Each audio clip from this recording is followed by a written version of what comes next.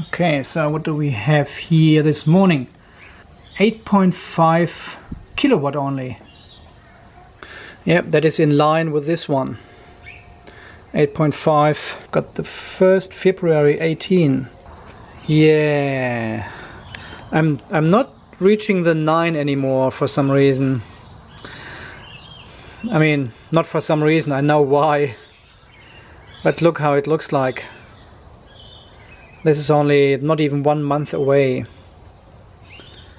Goes down, down, down, down, down.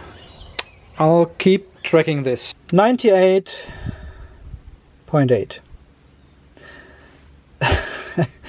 This is again not expected. We are below 4.1 volts. Temperature is 31 degrees. Okay, this is, I'll talk to you about this later. This is not expected. I was charging with a 16 amp setting, 15 amp setting, and it's still not going over 100%. This is not what I was expecting. And look at this, 69 kilometers of estimated EV range. Yeah, that always happens when you, or when I have a trip on the highway. And yesterday was this weird Tesla situation there in the city, and the battery was almost empty all the time when I drove there. So and yeah, and the next day I always have these really huge estimations of EV range, which is totally bull. So I'm driving 15 kilometers exactly now to work. Let's see what the estimate says afterwards. 3 kilometers traveled, 3 kilometers off the gasometer. Very good driving, isn't it? So we now have 6 kilometers traveled, and we are down 11 kilometers on the gasometer. Of course, because I'm driving on the highway, yeah, and I need to constantly propel the car to keep the 100 kilometers an hour. So there's no way for me to conserve any energy here on the highway. I can't coast, I can't glide, there's nothing. There's constantly energy input into the car. So and that's why I'm getting only around 40 kilometers on EV range. There's a permanent energy input necessary. This is obviously totally different if you are living in the city and you've got bumper-to-bumper traffic. You can conserve a lot more energy, the average speed is lower, so there's much more efficiency with this car. The slower you go with the car, the more efficient it is. So we have driven 11 kilometers and we are down 20 kilometers on the gasometer. Yeah, and now we are saving energy driving behind this tractor. Here's my Mitsubishi dealer, by the way. That's where the tractor just turned. What have you got? 15.2 kilometers, and the gasometer went down by 30 kilometers. 30 from 36. It wasn't 39, wasn't it? 69. Yeah, so it went down 33. Now, I mean, that was expected. I mean, this is just a gasometer. But I'm wondering why it's going so far up when I do a lot of highway driving the day before, but the battery state of charge is very low, and so it's about between 30 and 35%. So the battery gets constantly charged and discharged on the highway, and it totally messes up the estimator. Totally. I don't know, this software is so, I mean, wouldn't you test this somehow before you put it in any car? Is this really the best they can do? Wow. You wonder how they have survived so long, really. And we are down to 74.1% and 25.2. We have to remember the 25.2 because I will measure the car again at about lunchtime, and will show you how much capacity I have lost. This software Okay, so it is now 1:15, lunch break, and let's see, just turned on the car, 25.2, that was before.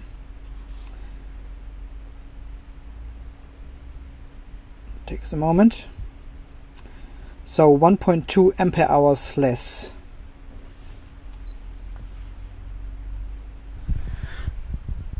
Which is, I can't remember, was it 35 before? I think it was 35. But you see in the percentage went down from 70.4 or something to only 70.6 now. Amazingly is the voltage actually goes up while parking. So the battery, that is really expected from a battery when it rests. See, when you have a torch, for example, yeah, and it's totally empty, so you run the battery totally down and it doesn't light up at all anymore. You turn it off and leave it for a couple of hours, and then you turn it back on and the light comes back. So and this is happening to batteries when you let them rest. The auto wipers. It refreshes itself and the light turns on again. But not in my car. It just gets worse. Okay, and I know it's not the battery itself, it's just the software. But the question is still, why is the software doing it? Why is it recalculating after 2 hours the state of charge of the battery and estimates it a lot lower? The last 2 days I had 2.5 ampere hours less. 2.5. That was 5 kilometers yesterday and 6 kilometers the day before. That is insane. I could barely make it home, really. And I didn't turn on the air conditioner, nothing, and we had 35 degrees. It is a little bit less today. I don't know if this has something to do with the temperature, because we've got only 21 today.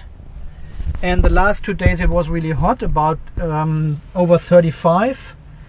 But still, there's no cooling or something happening. The battery, I don't think the battery, I don't think there's anything draining actually the battery. It's just the recalculation of the ECU, which is insane. Okay, that's just how it is. There's nothing I can do. And I'm not sure if I go to Mitsubishi with this complaint, if they will really do something. I doubt they will. And we started with 98.8% this morning, so it wasn't overcharged over 100, where you could say it's overcharged, it's 103, 104%, and the battery pack is not balanced, and it balances it after parking, after 2 or 3 hours parking, after the battery has rested, and then it takes away this energy which has been put in before as a balancing buffer. That's not happening, because the battery was well balanced this morning and there was no overcharging happening at all. Insane. So I don't know why this is happening, really.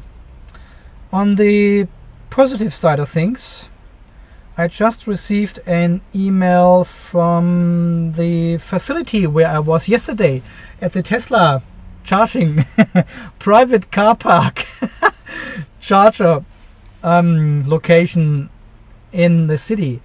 And I've sent them an email last night and say, look, I was there with a non-Tesla vehicle and I charged a little bit. Was that correct? Is this a public car charger on a private car park? And they came back with a nice email to me and said basically, yeah, this is a public car park, but it would be appreciated if you are buying something from the brewery or coffee, and they even have ice cream available. So that's pretty good. So it is a public charger on a private car park. So I can go there and charge, and I just need to buy an ice cream, which is kind of, yeah, I mean, I'm charging only a few kilowatt hours. I'm not saving any money if I buy an ice cream for $7 or $8 there. And if I buy a beer, I can't drive anymore. So that's really a bad suggestion from Paula. No, but it's nice. I will put some information into the PlugShare app now, that this is a private, or this is a public car charger on a private location, and it is appreciated if you use the facilities on site, basically. So I'll put this information in the app so other people are not confused as I was. And that is a very good point, actually. People have made comments on the video from yesterday saying Tesla cars or Tesla drivers, they're using CHAdeMO adapters as well and occupying public charging stations which are not Tesla specific. So they're doing the same, actually. So why not using an adapter and using the Tesla infrastructure? I also got 2 thumbs down on this video already. So there must be Tesla drivers out there which have watched that and didn't like me charging at the Tesla charging station. But that's how it is. Let me know what you think about these short videos. I mean, I can almost do them every day now, because the editing will be very, very quick, and the upload is done overnight, and I don't do any titles in it, no thumbnail with text and stuff in it. It will be hardcore and quick. A quickie. This is all the news for today. 1.2 ampere hours left, and we could have charged yesterday just fine. Awesome.